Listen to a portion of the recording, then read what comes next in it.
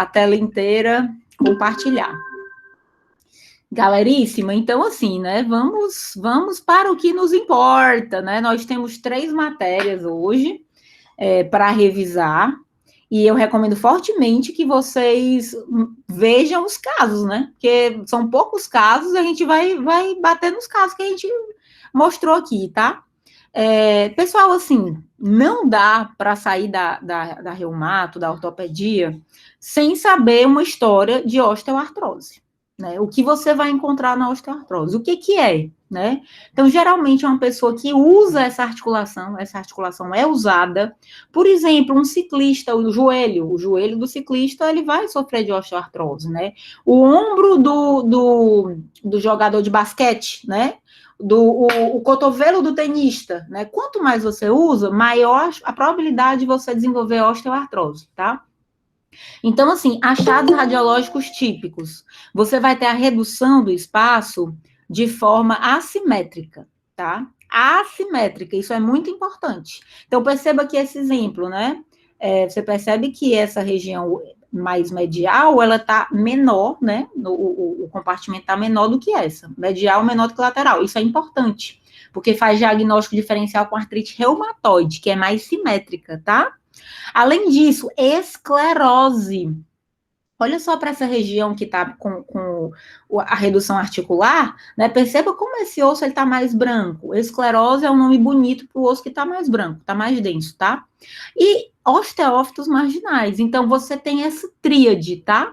A tríade de redução assimétrica da articulação, esclerose subcondral e osteófitos marginais, tá? Então, isso aqui fechou. Quando a gente vai olhar a mão de uma pessoa que tem osteoartrose, geralmente a articulação distal, tá? A interfalangiana distal que está acometida. Ela pode ficar do mesmo jeito, com redução do espaço, áreas escleróticas e osteófitos marginais, tá? Mas, assim, lembra que, porque isso é muito importante fazer diagnóstico diferencial com artrite reumatoide. Aqui, geralmente, pega só a porção distal, tá certo? Como é a artrite reumatoide? A artrite reumatoide, pessoal, é mãos, pés e punhos. Por que eu digo isso? Vocês vão fazer médicos, provavelmente todos vocês vão fazer médicos. E o médicos, o cara bate nisso assim até a morte. Artrite reumatoide, mãos, pés e punhos. O cara fica falando assim, você acaba, ele repete 1000 vezes, mãos, pés e punhos, mãos, pés e punhos, mãos, pés e punhos. Porque, geralmente, os locais acometidos são esses. Nas mãos, a gente vai ter as metacarpofalangianas acometidas e as interfalangianas proximais. Olha só para esse dedinho aqui, ó. Né? A interfalangiana proximal. A professora tem na distal também. Cara, se tiver a mais, geralmente a gente não briga muito por isso não, tá? Mas aqui, metacarpofalangiana e interfalangiana proximal é um grande marco. Outra coisa é o punho em si, ó. Existe uma esclerose, uma redução, né? Na verdade, não é esclerose. É o contrário, aqui é osteopenia. Se você aumentar aqui, você percebe que na articulação em si, existe uma osteopenia, na articulação, tá? Que é diferente da esclerose lá da osteoartrose, tá? E aí aqui você vai ter aquelas alterações clássicas, o desvio ulnar, tá certo? Das interfalangianas proximais, tem aqueles dedos, né, em botão, casa de botão, né, tem uns nomes bonitos aí que a galera gosta, cabeça de cisne, né? Então, e aí existe, na clínica, Eberden, é quando é essa alteração distal. Eberden, então, vai ficar mais para osteoartrite, osteoartrose, e Bouchard, que é quando ocorre esse nódulo na articulação interfalangiana proximal, tá? Então, Bouchard é mais de reumatoide, mas reumatoide pode ter as duas, tá certo? Então, é mais importante você olhar para a interfalangiana proximal e ver que tem Bouchard. Tem Bouchard, fala mais a favor de artrite reumatoide. O fato de ter Eberden pode ter nas duas, tá certo? É mais isso aí que vocês têm que ficar atentos, tá bom? E só mostrando para vocês como é a realidade. A realidade, pessoal, é um pobre do miserável que usou a articulação dele ao longo da vida, né, subindo escada, etc. E tem artrite reumatoide. Então, assim, o que é que seria o misto? O misto é justamente quando você tem, ó, aqui tem uma área que não tem redução total de espaço. Olha para memoriza essa imagem, o espaço interarticular, e vamos comparar com esse espaço interarticular. Então, esse lado aqui, o espaço interarticular, está normal, tá? Aqui que está reduzido, tá? Então, esse que eu estou mostrando para vocês, está tudo reduzido. Então, é uma redução simétrica. Isso fala a favor de artrite reumatoide. Mas, existe uma área de esclerose, uma área mais branca, que não é um achado da artrite reumatoide. É um achado da osteoartrose. Então, aqui é uma doença mista, só para vocês entenderem o que seria, como que eu cheguei a essa conclusão, tá? De qualquer forma, eu, pessoalmente, não vou fazer pegadinha do malandro com vocês, não. Eu vou cobrar uma coisa que é típica de osteoartrose ou uma coisa típica de artrite reumatoide, tá certo? Mas só para vocês saberem que o fato de ser uma redução simétrica vai falar a favor de artrite reumatoide, e o fato de ter uma esclerose, uma área de esclerose, fala a favor de osteoartrose. Então, sinalizando que tem as duas patologias no mesmo joelho, tá? Espondilite anquilosante, pessoal. Então, espondilite anquilosante, classicamente, né? Classicamente, você tem uma alteração do esqueleto bilateral, tá? Então, é uma redução também do espaço interarticular simétrica. Geralmente, acomete as sacroiliacas primeiro e vai subindo, tá bom?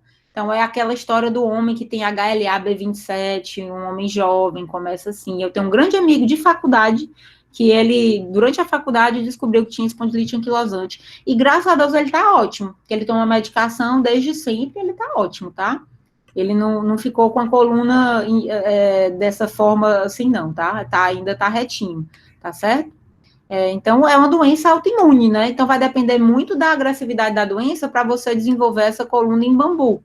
O que é que vai marcar a coluna em bambu? Você vai ter esses sindesmófitos, né? São protrusões, né? São tipo como se fossem osteófitos que crescem na posição crânio-caudal e acabam juntando com um sindesmófito do corpo acima ou abaixo. Então, isso vai fazendo uma calcificação dos ligamentos longitudinais. E devido a isso, a pessoa acaba desenvolvendo uma anquilose. Uma anquilose, você tem dificuldade, você tem falta de movimentação, você não tem flexibilidade na coluna, está ossificado. Entre os corpos vertebrais vai ossificar, tá certo? Por isso que a gente chama coluna em bambu. E aí vai evoluindo até que vai chegando com esse formato a gente chama de posição do esquiador, né? Outras espondiloses, né, tipo, existem as espondiloses soronegativas, por exemplo, a psoríase. Geralmente aqui, ó, é assimétrico. Quando você tem espondilite soronegativa por psoríase, que é uma alteração bem comum, pessoal, você tem um acometimento também inicialmente da sacroiliaca, mas observa que aqui não tem espaço articular. Aqui a gente já vê o espaço articular, tá vendo? Então, esse lado tá pior do que esse. Então, existe uma assimetria. Isso é um achado que te faz pensar que aquilo não é uma espondilite anquilosante, aquilo pode ser uma espondilite soronegativa. E, geralmente, a principal é a psoríase. Outra coisa, você só vê sindesmófito de um lado, você não vê do outro, né? Geralmente, as alterações da espondilite anquilosante, elas são simétricas, tá? A artrite psoriática, além de acometer lá a região sacroiliaca, ela pode acometer bastante mãos, tá? E aí é o caso da minha mãe, que eu acho que eu já falei para vocês, que ela sempre achou que tinha artrite reumatoide nos dedos, mas quando a gente foi fazer a radiografia dela, ela tinha exatamente isso, ó. Afilamento da falange em ponta de lápis, tá? E isso faz luxação. Não existe mais um espaço de articulação entre essa falange e essa, né? Essa falange virou um lápis. Então, a gente diz que isso aqui é uma luxação total. Luxação total. É muito comum na psoríase, um marco da psoríase é a luxação das articulações, principalmente das mãos, com erosão óssea, tá certo? E não é obrigatório ter lesão de pele. Ela não tem lesão de pele, nunca teve, tá? Então, no final, para ela, a gente encara como se fosse uma artrite psoriática mesmo. Ela tem os dedos bastante desviados, né? Você vê que tem vários desvios, mas não são desvio NA, tem desvio NA, tem desvio radial, tem desvio para todos os lados, por conta dessas luxações, tá certo? Professora, nesse caso tem que fazer acompanhamento também com dermato? Na verdade, para investigar no futuro, porque ela não tem nenhuma clínica, então não tem o que tratar para isso, né? O tratamento de artrite psoriática, ele se sobrepõe muito ao tratamento da artrite reumatoide. Então, a minha mãe, por exemplo, ela usa imunobiológico, que é uma medicação que, para artrite reumatoide, vocês que estão estudando reumato, sabem mais que ninguém, pode fazer modificação da história da doença, né? Então, para artrite psoriática, ele não é tão bom como é para artrite reumatoide. Seria melhor para ela ter artrite reumatoide, porque existem drogas que são mais importantes. Para artrite psoriática, o que a gente percebe é que ela já tentou várias coisas, mas continua, a mão dela é sempre vermelha e quente, sempre. Então, é um negócio que você percebe mesmo que tem inflamação constante ali, tá? Entendi. Mas artrite psoriática vai pensar nesse afilamento em ponta de lápis e nessa luxação com erosão óssea, tá? Então, são os marcos da artrite psoriática. E gota, galera. Gota, né? É o tofo gotoso, né? Isso aqui é a doença dos burgueses, né? Tipo, os europeus, né? Que fazem o acúmulo lá do ácido úrico, comem bastante carne. A galera antigamente, né?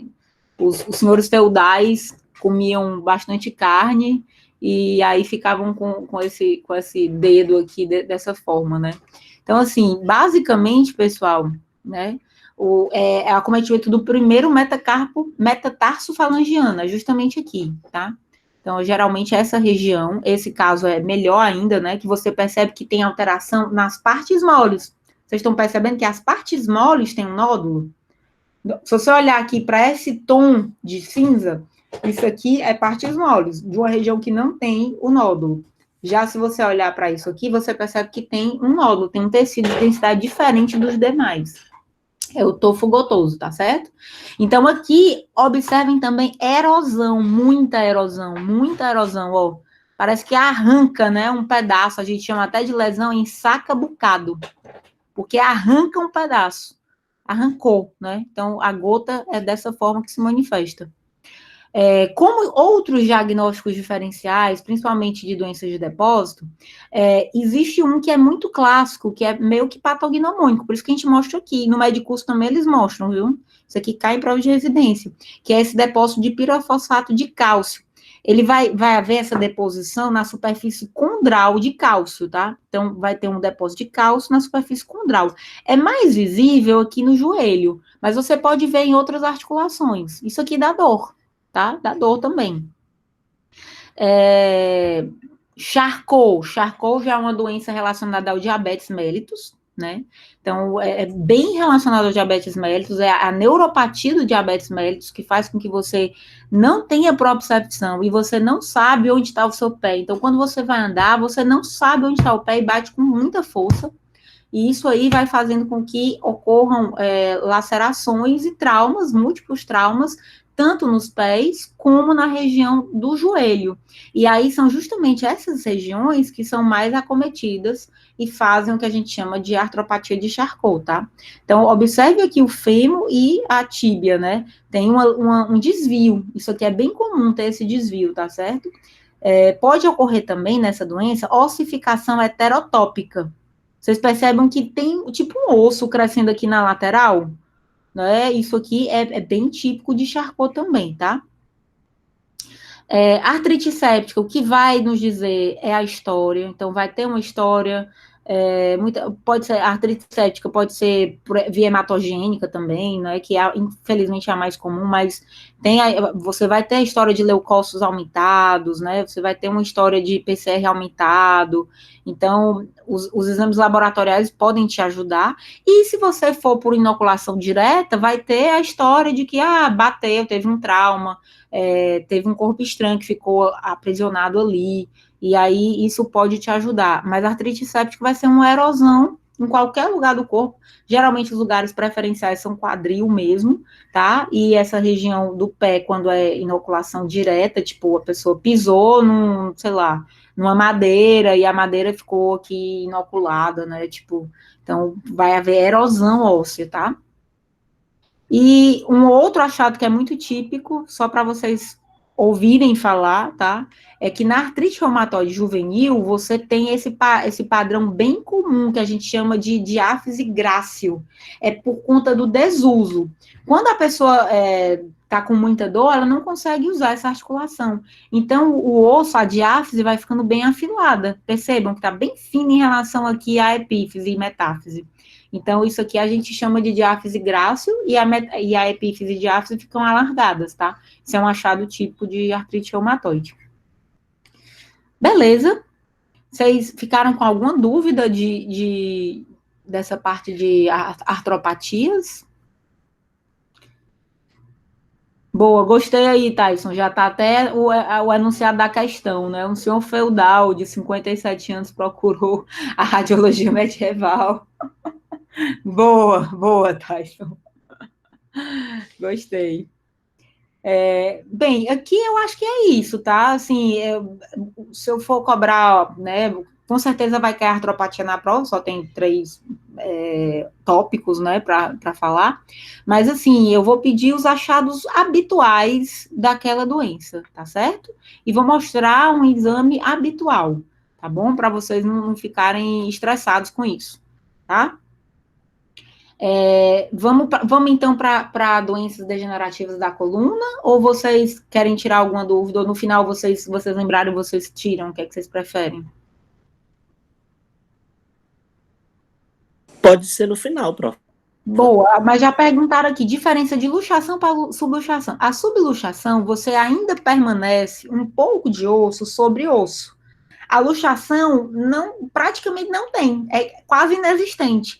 Por aquele ponta de lápis lá, ó, por exemplo, aqui, charcou, existe osso em cima de osso, tá vendo? Uma parte considerável da articulação, inclusive. Isso é uma subluxação, tá certo? É um exemplo de subluxação.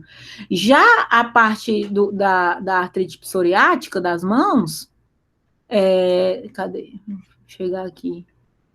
Já essa parte, observa que aqui fez um afilamento em ponta de lápis da falange, praticamente não há contato de um osso com o outro, tá? Isso é o que a gente chama de luxação, seria tipo uma coisa bem mais grave, né? Só para prosseguir aí na dúvida, tá bom? Deu para entender, Francisco? Show! Então, coluna, galera, coluna, vocês vão ver isso o tempo todo, pessoal. Para gente avaliar uma coluna e você não ter o risco de errar, a gente radiologista, tudo que a gente faz tem uma ordem, tá? Então, assim, mesmo se a pessoa for desorganizada, ela começa a se organizar, porque se ela não se organizar, ela vai errar muito. Então, assim, a gente tem uma ordem para tudo. A gente padroniza a nossa ordem. Não é porque é a minha ordem que vocês têm que usar a minha ordem. Você pode usar a ordem de qualquer pessoa ou a de vocês, inventar a ordem de vocês. Não importa, mas tem que ter uma ordem, tá? Então, como tem vários itens na coluna, a gente geralmente segue essa ordem. Então, primeiro a gente fala de alinhamento da coluna, fala dos corpos vertebrais, dos elementos posteriores, dos discos intervertebrais, da amplitude do forame de conjugação e do canal vertebral. Então, a gente geralmente põe esses 5 itens, tá certo? Para a gente avaliar uma coluna. No alinhamento, a gente vai falar se o paciente, por exemplo, tem escoliose, que a gente está falando aqui de uma alteração do alinhamento no plano coronal, né? Ou se ele tem, por exemplo, uma hiperlordose, né? Isso aqui seria visto no plano sagital. Ou se ele tem uma cifose acentuada, né? Também em plano sagital. Se ele tem uma lordose cervical acentuada, né? Então, a gente fala isso. A gente fala isso, e inclusive tem gente que tem retificação da curvatura sagital da coluna. Você olha, a pessoa é toda reta aqui, não tem lordose, cifose nem lordose, é reto. Essa pessoa vai ter hérnia, infelizmente. A gente precisa das curvaturas. Então, às vezes, você vê um jovem, você vê o oriental, é muito assim. Oriental é demais. Você vê o cara todo reto, todo reto. A coluna é toda reta. Você olha para a pessoa e você já consegue ver que a cervical dela é reta demais, mais do que o normal. Então, essa pessoa fatalmente vai ter alguma hérnia de disco em algum canto, porque vai haver um aumento de pressão em algum corpo vertebral importante que vai acabar comprimindo ali aquele disco, tá? Então, é uma coisa que a gente vê certa. Então, falando já do alinhamento, né? O alinhamento, às vezes, a gente consegue ver totalmente no exame físico, tá? Inclusive, para a gente avaliar o exame físico, ver se a pessoa tem alguma escoliose. Geralmente, a gente pede para o paciente deitar, né, a coluna. Você consegue ver que um lado está maior do que o outro, está mais alto do que o outro. Ou então, é uma coisa bem visível, né? Não tem nem o que dizer. E aí, além disso, que a gente olha no alinhamento, a gente olha se todos os corpos vertebrais estão um embaixo do outro, né? Percebam que esses dois corpos vertebrais estão, esses aqui, tá bem visível, né? Esse está em cima desse. Mas e esse aqui, né? O que que aconteceu? Aconteceu que esse corpo vertebral de cima, ele está à frente desse. Isso é uma anterolistese, tá? Anterolistese é sempre relacionada ao corpo. Listese, a gente vai citar se tem alguma alteração, se é antero ou é retro, a gente sempre fala em relação ao corpo de cima. Então, o de cima está mais anterior do que o de baixo. Então, isso é uma anterolistese, tá certo? Se essa anterolistese, ela é muito acentuada, ela é muito exuberante, esse corpo quase não toca mais nesse, provavelmente existe uma fratura de pares articulares. E isso a gente chama de espondilolise, tá? Então, é importante vocês ouvirem falar disso, porque é um achado muito comum. Então, a gente olha para a coluna, né, e percebe que esse corpo vertebral está mais à frente do que o anterior. Deixa eu tirar isso aqui daqui, que eu acho que fica mais fácil até de ver. Né? Esse corpo vertebral está um pouquinho mais para trás do que esse. Então, isso aqui é uma retrolistese, tá? Porque o de cima está mais retro, né? Mais posterior do que o de baixo. Já essa situação aqui, L3, L4, L5, vixe, L5 era para estar aqui, né? A borda do corpo vertebral era para estar aqui, mas não, estava para trás. Então, esse corpo vertebral está mais anterior do que esse. Isso é uma anterolistese, tá certo? E como que eu vejo que teve fratura? É só olhar para essa articulação aqui da pares articulares. Aqui em cima você percebe que está íntegra, mas aqui embaixo tem uma fratura. Nessa região de baixo, você percebe que tem uma linha aqui, né? Aí seria anterolistese de L4 sobre L3, tá certo? Você fala em relação, e você sempre fala assim, anterolistese de L4 sobre L5. Essa daqui, aqui deve ser L5. Então, L4, L3, L2. Isso deve ser uma retrolistese de L2 sobre L3, tá certo? Nessa situação aqui deve ser L5, e esse aqui é L4. Então, aqui é uma anterolistese de L4 sobre L5, tá certo? Beleza, Lorena, deu certo? Tranquilo? Show. Beleza, aqui, mesma coisa, ó, anterolistese de L5 sobre S1. L5 tá mais anterior do que S1, beleza? A gente fala isso porque é uma coisa muito comum, tá? E aí, quando existe uma retrolistese ou uma anterolistese com uma espondilolise importante, existe uma instabilidade dessa coluna vertebral. E isso pode ser um motivo, e é um motivo de indicação correto, de indicação de artrodese, que é esse procedimento aqui, que você coloca um pino, né, no corpo vertebral superior, outro no inferior, e uma haste aqui ligando essas estruturas para dar estabilidade na coluna. Porque a pessoa fica instável, se sente instável. Inclusive, pode haver pinçamento de raiz nervosa aqui, tá? Ela pode ter, eventualmente, síndrome de cauda-equina, dependendo do nível que aconteceu essa espondilolise, né? Distanciou tanto que as raízes da cauda-equina ficam pinçadas. por esse ângulo, tá certo? Que é formado pelo distanciamento de um corpo vertebral abaixo dele, tá? Beleza. Aí já foi. Corpo vertebral, galera. Geralmente, as principais alterações são doença de artropatia, né? Tipo osteófito, essas coisas, tá? Então, você vai ver osteófitos, aqui tem uns biquinhos, né? Umas protuberâncias ósseas. Aqui tem nódulos de Chimoo, que são essas insinuações tipo, uma perda do osso, do platô inferior ou superior do corpo vertebral, tá? Isso muitas vezes é genético e muitas vezes a pessoa é assintomática. Tudo isso aqui é nódulo de Chimoo. Geralmente isso não dá nada, tá certo? E lembrando que quando existe uma pressão muito grande de um corpo vertebral sobre outro, né? Eventualmente pode ser isso a causa do disco doente, ou então o disco é doente e isso causou uma alteração de sinal do corpo vertebral. Então, se a pessoa, por exemplo, o amortecedor dela, o disco não está funcionando, um corpo vertebral vai tender a bater no de baixo, né? O disco que estava ali prevenindo aquele trauma, aquela pressão, né? Não vai estar funcionando bem, então o corpo vertebral tende a bater no outro, tende a ter pressão ali. E aí, isso vai ser as alterações do tipo Modic, né? Que aí a gente tem Modic 1, que seria edema, Modic 2, degeneração gordurosa, Modic 3, esclerose. Né? Modic 1, edema, é quando essa região aqui, o platô superior do corpo vertebral, né, com o platô inferior do corpo vertebral, vai se comportar como se tivesse água dentro dele. Então, a água na ressonância no T1 fica escura, no T2 fica branca. E isso significa edema ou inflamação. Então, essa pessoa tem indicação, inclusive, de tomar anti-inflamatório, tá? Ela tá com dor, essa pessoa tá com dor. E se você trata, pode melhorar. Quando ela tem degeneração gordurosa, a gordura fica branca no T1 e branca no T2. Isso não tem mais volta, e ela não sente mais nem dor, tá?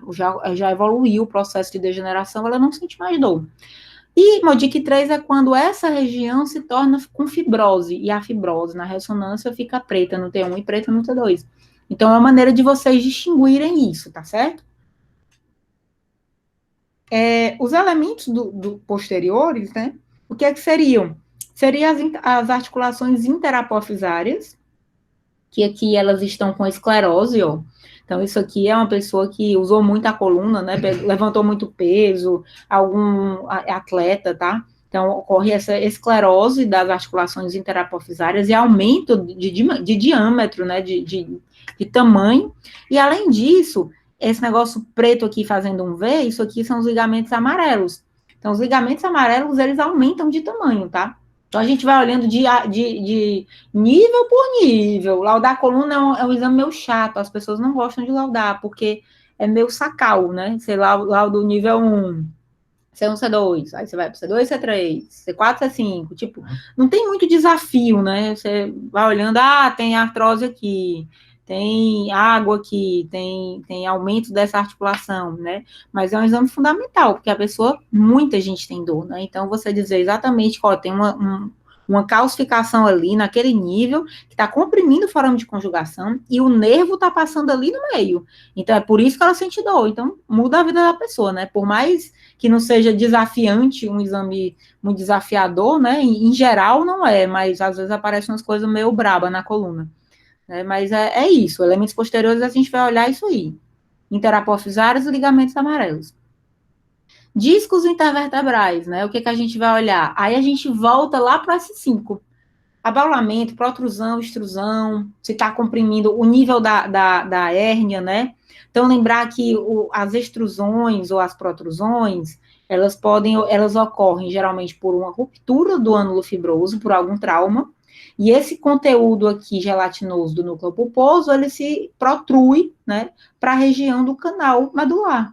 Se for uma protrusão que foi mediana, geralmente não toca a raiz nervosa. Se foi paramediana, vai tocar alguma raiz nervosa, que é a raiz intracanal, tá? Se foi foraminal, vai tocar com certeza a raiz do forame, tá? Tem uma raiz passando ali no forame. E se ela é extremo-lateral aqui, já não tem raiz, então ela também é assintomática, tá? Então, saibam essas localizações.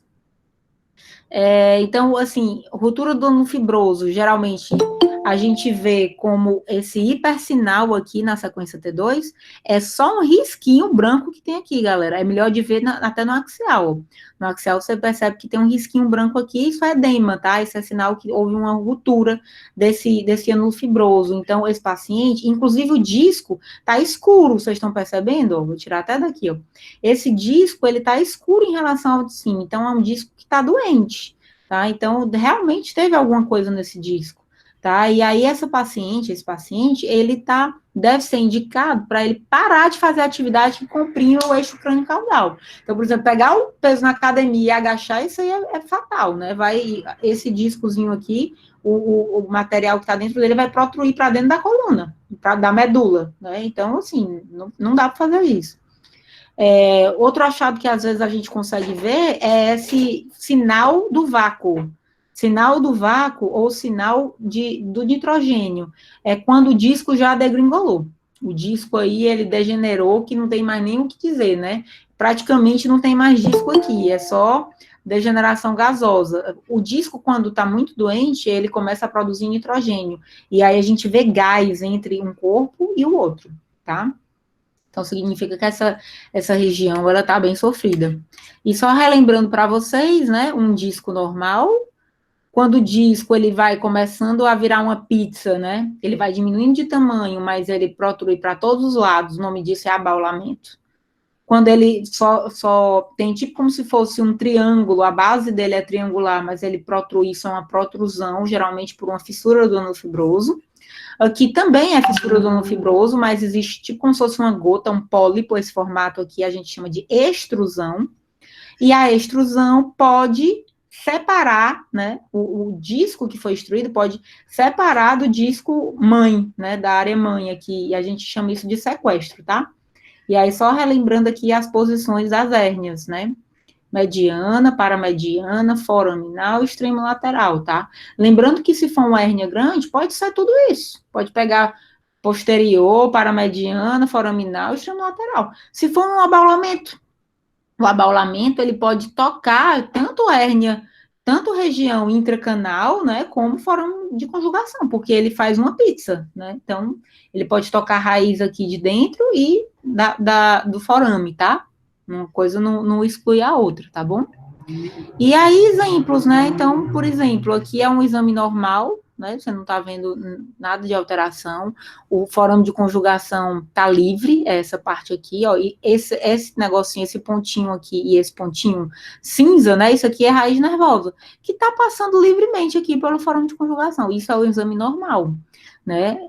Já esse exame aqui de baixo, por exemplo, o cara tem uma protrusão, né, e aí, observe que isso aqui é raiz intracanal de S1, porque eu estou no nível de L5, S1, então isso aqui é a raiz intracanal de S1, e cadê a raiz intracanal de S1? Tá bem aqui, ó. Então, essa raiz, ela tá empurrada, ela tá sendo empurrada, então esse paciente tem radiculopatia, provavelmente ele tem clínica mesmo de radiculopatia de S1, tá? Só para vocês lembrarem disso, tá certo? E o último ponto, que é canal vertebral e forame intervertebral, você, no final das contas, você já sabe, das outras coisas que você avaliou, você já sabe, por exemplo, você já viu que aqui tem uma protrusão que está tocando a raiz, você vai dizer que, o forame de conjugação, ou tem um nervo, tem um disco que está tocando aqui essa raiz, né, e está comprimindo a raiz ao nível intracanal ou ao nível de forame de conjugação. Então, esse último nível, esse último tópico, é a conclusão para você não esquecer de escrever isso de jeito nenhum, porque é o mais importante, né? Isso aqui significa a clínica do paciente. Se ele tem também uma hipertrofia das articulações interapofisárias, você vai ter, juntamente com o espessamento do ligamento amarelo, você pode ter uma estenose do canal vertebral. Isso é muito grave, dependendo da situação, né? Pode ser um indicativo de fazer uma cirurgia, tá? Para descomprimir esse canal. Existem outras causas que não disco para comprimir o canal, para diminuir o tamanho. Por exemplo, tumor. Então, existem tumores na coluna vertebral que, infelizmente, o paciente vai ter a mesma clínica de radiculopatia. Mas no final das contas não era um disco, era um tumor que estava crescendo dentro do canal vertebral, né, medular. e aí está comprimindo a coluna, né? Então, são exemplos. Outro exemplo, uma fratura. Se o paciente tem uma fratura muito importante do corpo vertebral, se o corpo vertebral, vamos dizer que ele fraturou esse corpo vertebral aqui, se esse corpo vertebral esmigalhou e fragmentos do corpo vertebral caiu aqui, vai tocar também raiz nervosa, entendeu? Então, existem vários motivos para você fazer alguma alteração de radiculopatia, beleza? Ok, daqui era isso, galera. Vocês ficaram com alguma dúvida?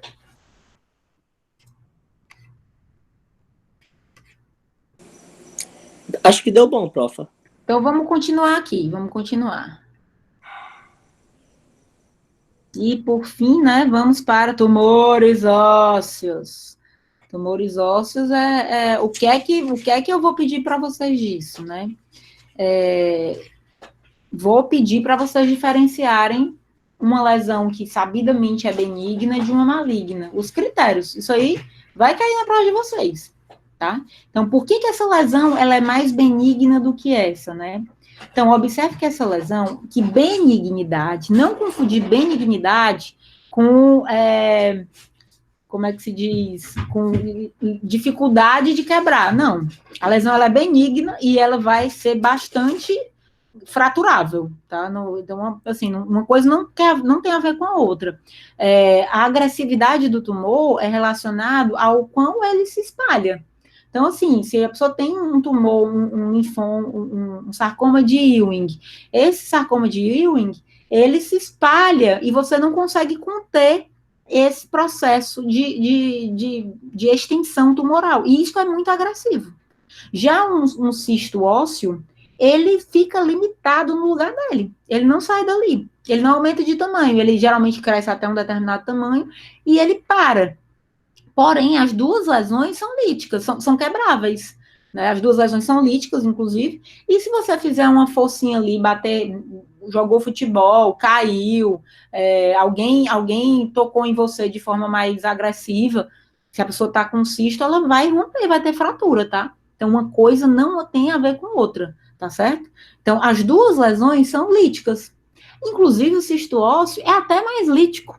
É até pior, tá mais preto aqui, ó. Observa, compara, né? Muito mais preto do que aqui, tá? Então, assim, dizer que é lítico ou blástico não fala sobre agressividade, não fala. É só um dado que você vai ter para você chegar a uma conclusão de que tipo de tumor que é, porque tem os tumores que são mais osteolíticos e outros que são mais osteoblásticos. É só para isso, tá? O que é que vai contar? O que vai contar é a zona de transição. Então, assim, essa lesão aqui, a zona de transição é curta. O que isso quer dizer? Que daqui para cá, eu sei que não tem mais tumor. Aqui tinha tumor, aqui não tem mais. Eu estou vendo nitidamente essa borda de transição, essa zona de transição. Esse é o principal aspecto de imagem que vocês vão levar para a vida de vocês, tá?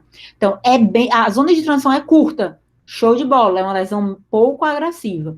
Outro critério que torna a lesão pouco agressiva é o fato dela ter bordas escleróticas em todo ao redor dela, tá? Então, bordas escleróticas é outra coisa que você vai levar em consideração, tá certo? Outro achado que fala a favor de benignidade, não ter alteração de partes moles, pessoal. Quando tem alterações de partes moles, isso vai falar muito a favor de coisa maligna, agressiva mesmo, tá? Os tumores agressivos, bem agressivos, têm componente de partes moles. Então, isso é uma coisa que vocês têm que ficar muito pensando, né?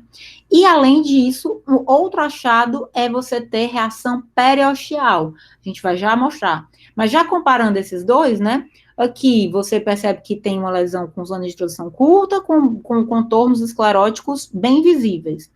Já essa outra lesão, eu não consigo distinguir muito bem até onde é o tumor e até onde já começa o osso normal. Você não sabe muito bem, é uma transição longa. Aqui está uma lesão bem visível, mas aqui, será que já tem célula normal aqui de tumor? De osso? E será que está misturado com tumor? Talvez, provavelmente tenha células dos dois jeitos. Será que aqui ainda tem tumor? Eu não sei. Então, essa zona de transição longa, ela fala muito a favor de agressividade. Outra coisa, essa lesão, ela é permeativa. A gente diz até que ela é um ruído de traça, tá? É uma coisa que fala a favor de agressividade. E ela não tem, ao longo da borda dessa, não vê borda esclerótica aqui. Se tivesse uma borda esclerótica aqui desse lado, talvez ficasse mais fácil até de você delimitar a zona de transição, mas não tem. Então, a ausência de zona de esclerótica, né, ao redor dela, também é uma coisa que vai falar contra essa lesão ser do bem, né? Você acha que ela é mais agressiva, tá? Então, assim, geralmente a gente classifica as lesões, tem alguns parâmetros que a gente usa literalmente só para conseguir chegar no tipo de tumor, mas que não vai me dizer se é agressivo ou não. Osteolítica, osteoblástica é um deles. E cortical óssea é outro. Esses dois fatores, osteolítica, osteoblástica, cortical óssea, outra coisa, a localização da lesão também, né? Pelo menos essa parte aqui de áfise, metáfise, epífise, não tem tanta importância. Se ela é excêntrica e concêntrica, não. Excêntrica fala mais a favor de uma coisa mais maligna e concêntrica mais benigna, tá? Mas também você percebe que isso não é tão certinho. Essas três aqui, vocês têm que ter para a vida de vocês. Zona de transição é a principal. Reação paroxial e partes moles. Essas três, todas as lesões você tem que responder isso quando vocês olham para ela, tá? Então, respondeu. Zona de transição é curta. Ufa, uma coisa a menos. Não tem reação paroxial. Ufa, mais tranquilo. Não tem acometimento de partes moles. Ótimo, excelente. Então, assim, isso fala a favor de uma lesão de baixa agressividade, tá? Então, memorizem esses três parâmetros que eles são cruciais, tá? Então, e outro detalhe, infecção pode fazer tudo isso. Então, assim, a pessoa, caramba, meu Deus, deve ser um tumor horrível, prognóstico péssimo, vai ter que tirar o braço, vai ter que tirar a perna. Pessoal, é flóridas, viu? Flóridas, esse tipo de tumor é muito cruel, porque dependendo da agressividade, a pessoa tem que tirar a perna, tem que tirar o braço, tem que tirar, é um negócio muito triste, né? E aí, de uma hora para outra, você percebe, não, é uma infecção. Tipo assim, dá um alívio, né? Dá um alívio. Então, assim, lembrar sempre de infecção, tá? E lembrar sempre de metástase em pessoas acima de 40 anos. TB tem alteração muito, TB tuberculose, né? Tem alteração muito ruim. Pode ter, depende, né? Tem as alterações de Paget, né? O pessoal fala, geralmente um corpo vertebral. A tuberculose, ela gosta de pegar corpo vertebral, tá? Eu não mostrei para vocês, mas pode fazer uma destruição feia no osso mesmo e pode, inclusive, ter acometimento de partes moles e ele pode, inclusive, se estender para a coluna, para a medula. Entendeu? Então, isso pode tornar a infecção péssima. Tem infecções mais típicas que causam essas lesões? Não, na verdade, bactérias, tá? Geralmente, Bianca, boa.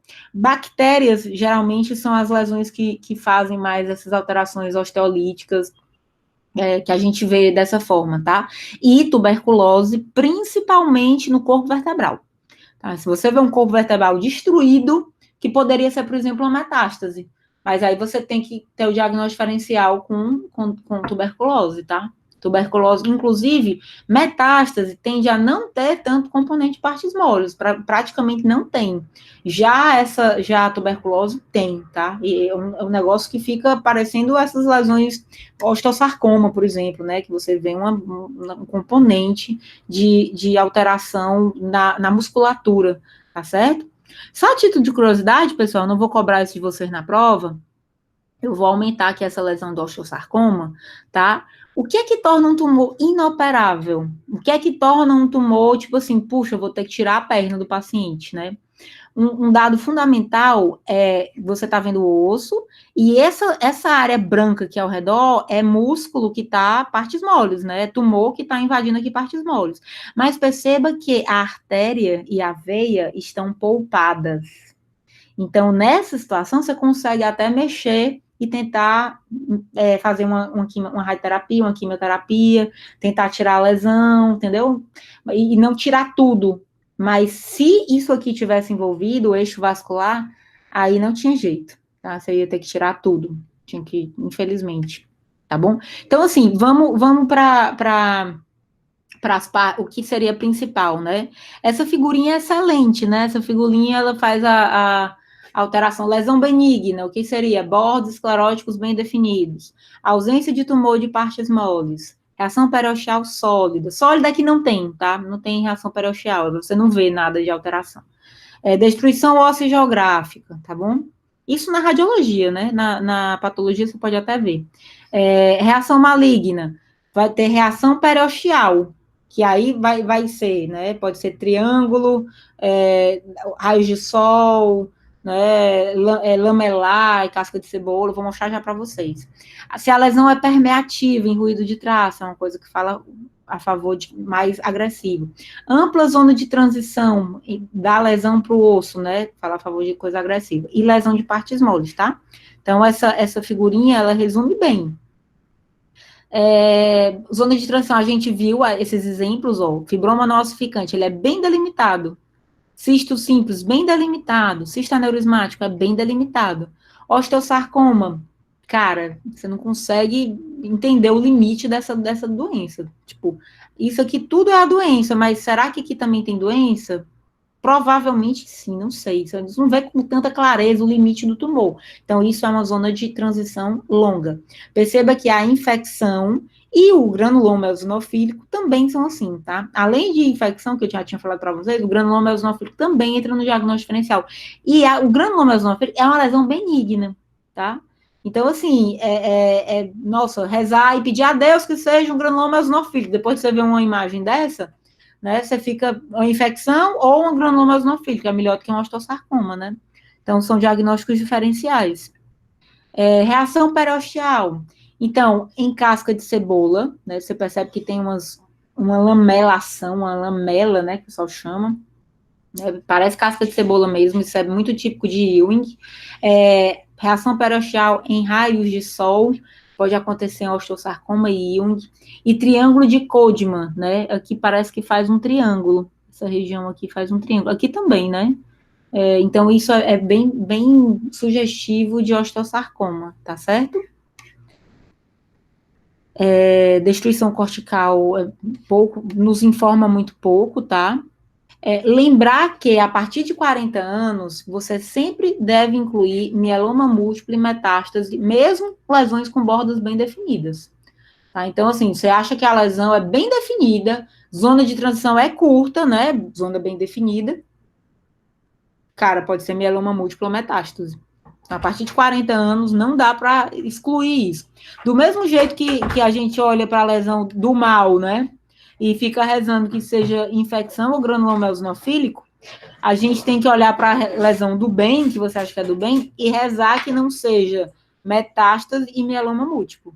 Então, tem essas duas ressalvas. Tanto a lesão maligna, ainda existe uma possibilidade, a infecção ou granuloma eosinofílico.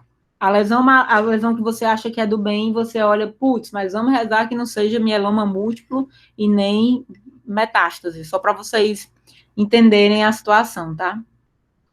E aí, assim, dentro das lesões, né, tipo, existem as lesões mais clássicas, que aí aqui essa é o cisto ósseo, né, o cisto ósseo, literalmente, é uma lesão que tem água dentro do osso, é uma lesão lítica e tem água, e você vê esse fragmento caído dentro dessa área lítica, boiando. O paciente fez exame em pé, e você vê que tem uma área que está boiando aqui, um osso que está boiando aqui dentro. E isso é patognomônico de cisto ósseo. Então, só para vocês saberem. E aí, essa lesão, ela tem baixa agressividade, por quê? Zona de transição curta, destruição cortical não nos importa muito, reação periosteal não tem, partes moles não tem, tá? Então, assim, para você saber. O cisto ósseo aneurismático, geralmente, é por um conteúdo hemático, tá certo?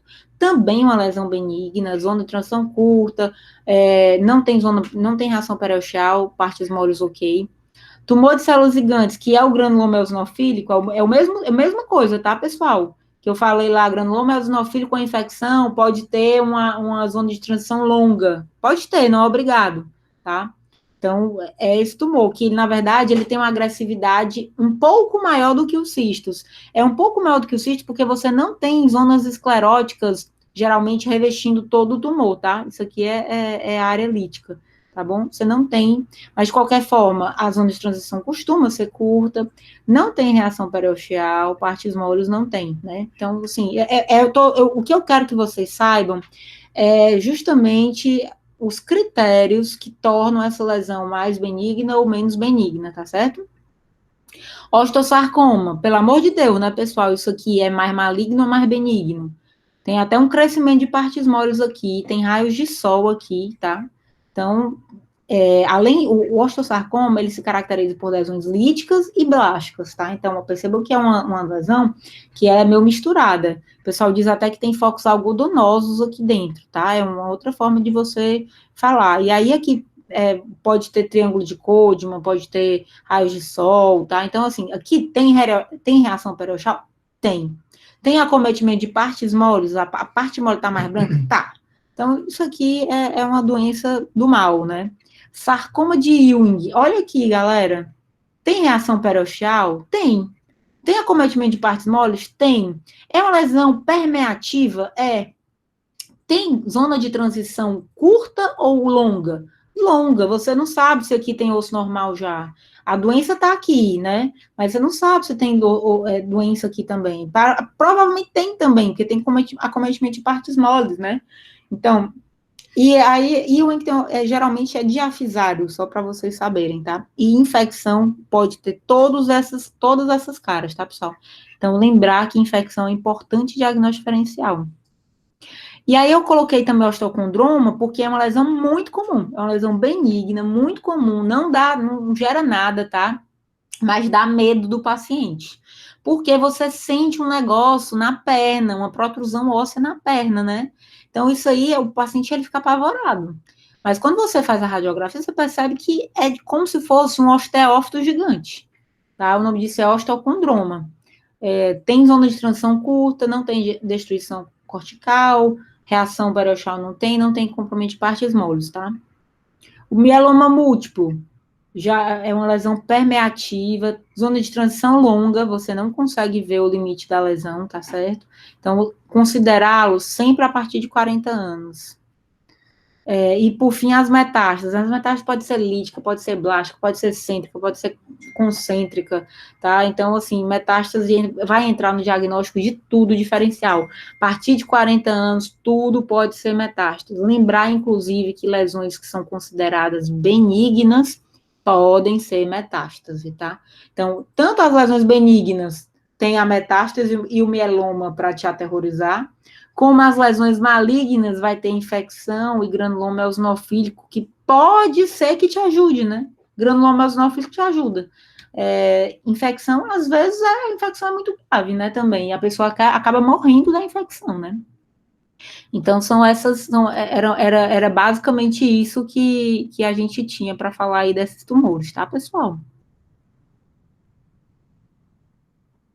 O que é que vocês acham? Tá missão cumprida? Tem alguma dúvida? Deixa eu ver aqui.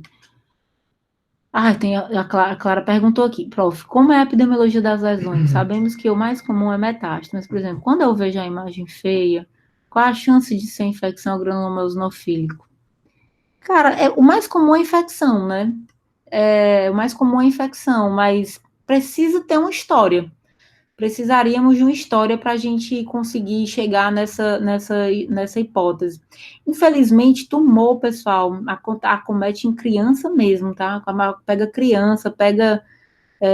nossa Senhora, quando eu estava na escola, eu fiz um estágio no Peter Pan. Um estágio que realmente me aterrorizou, assim, um negócio meio trash. Mas, assim, a gente via, às vezes, não tinha história de... Então, assim, a pessoa previamente rígida, né? Não tem leucocitose, não tem PCR aumentado, não tem febre, não tem nada, tem dor. E aí, pode ser que provavelmente seja um tumor, tá certo? Como se trata o osteocondroma? Pode fazer cirurgia. Excelente pergunta. Tô vendo aqui que você perguntou. Bianca também perguntou. O osteocondroma, a gente pode tentar tirar isso aqui com cirurgia, tá? E é fácil, né? É literalmente fácil, né? Você passa uma serra aí.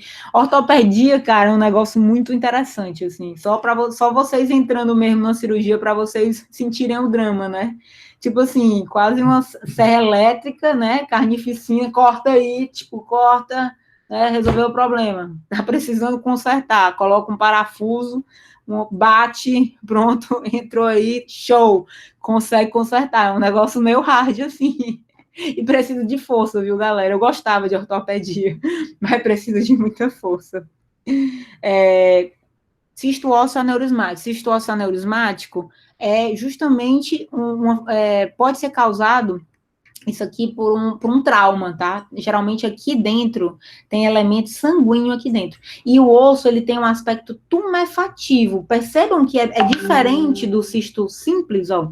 O cisto simples não tá como se você estivesse assoprando um balão. Não tá, né? Aqui tá preservando a cortical os limites. O cisto ósseo aneurismático parece um balão. Você insufla, o negócio cresce. Tá? Isso aí é uma coisa que é bem marcada, né? São lesões praticamente patognomônicas. Essas duas lesões aqui, você, pela imagem, você diz, cara, isso aqui é cisto simples. Isso aqui é cisto aneurismático. Aneurismático pela questão desse processo insuflativo, assim, do osso, né? Fica bem evidente. Fraturável? Total, né, galera? Pelo amor de Deus, isso aqui a pessoa trisca e o osso quebra. É muito frágil, tá? Então, assim, não confundir agressividade com facilidade de quebra, né? Fratura, todos vão ter, tá? Exceto se for um tumor que seja belástico, talvez ele não vá quebrar, né? Provavelmente não vai quebrar. Por exemplo, o osteosarcoma. O osteosarcoma, ele pode até quebrar, mas, assim, não é muito a cara dele, não, tá? E o Ewing, ó, também tem umas áreas meio permeativas, mais brancas, né? Não vai, o negócio é péssimo, né? Tipo, melhor você ter um cisto que quebra do que ter um Ewing, sem dúvida, né? Porque esse aqui você resolve o problema. Dá para resolver, mas esse aqui não dá para resolver, não. Assim, dá, né? Mas depende da sorte de cada um, né? Beleza?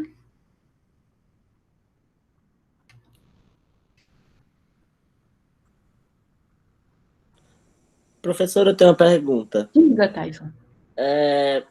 Vamos supor que, assim, na verdade, deixa eu reformular aqui. Uma osteoporose pode fazer eu pensar naquela lesão de... Cisto simples? Não, aquela que a senhora disse que tem tipo umas bolhas, uma coisa assim. Essa daqui, cisto aneurismático. Essa? Professora? Oi, tá ouvindo? É essa lesão que você tá falando? Que eu falei que parece que tá insuflado? É porque tá travando aqui. Oh, desculpa. Vocês estão me ouvindo?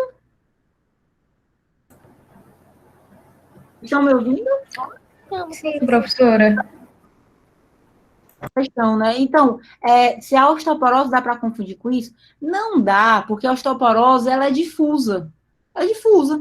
Você olha, os ossos estão todos mais branquinhos, tá? Cortical preservada, não tem um limite preciso de uma área que está mais lítica. Tá? Então, assim, a esclerose, a osteoporose é uma alteração difusa, né?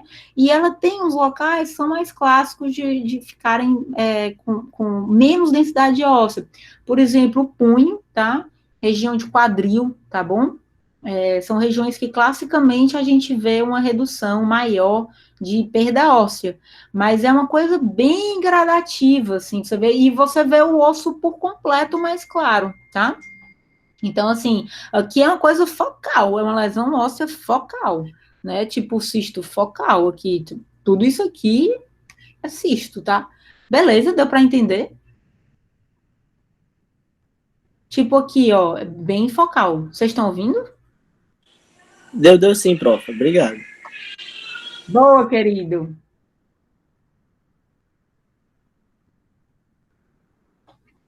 Beleza, galerinha? E aí, quer dizer que então terminamos a aula?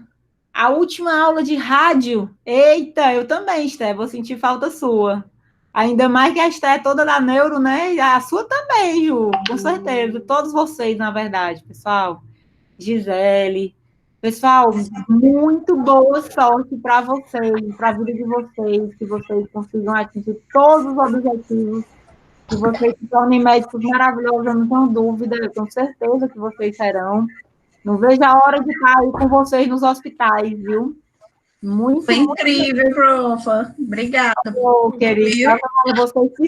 Vocês que são. Um orgulho aí, viu? E tudo de melhor para vocês. A gente vê. Ainda tem uma semana aí para ter a prova, né? Mas a Ave Maria vai ser muito melhor. Vamos conseguir muito mais coisa. Vocês são top. Viu? E qualquer coisa, estamos às ordens. Como é que é? Quando eu é que quero, rapaz. Eu estou querendo, como é que se diz? Rejuvenescer aqui no meu monólogo. Vocês são comédia. Ok, galera. Pois então, um beijo bem grande para vocês. Foi muito especial. O bebê vai chamar Ravi. Vai nascer em agosto. Obrigada, pessoal. Obrigada. Mando sim, viu? Tudo de melhor para vocês. Valeu mesmo. Um beijo enorme. Um beijo enorme. Saudade. Vou ficar morrendo de saudade de vocês. Muito bom, mas não é porque vocês não têm mais rádio que vocês podem me perguntar, viu? Encontrar qualquer coisa aí, qualquer dúvida, pode mandar, viu? Estão mais ordens. Ah, então maravilha, prof. Já que a senhora liberou, a gente vai aperrear mesmo, tá bom? Aperrei, viu, tá? Pois tudo de bom. Tchau, galera. Vou parar aqui a gravação.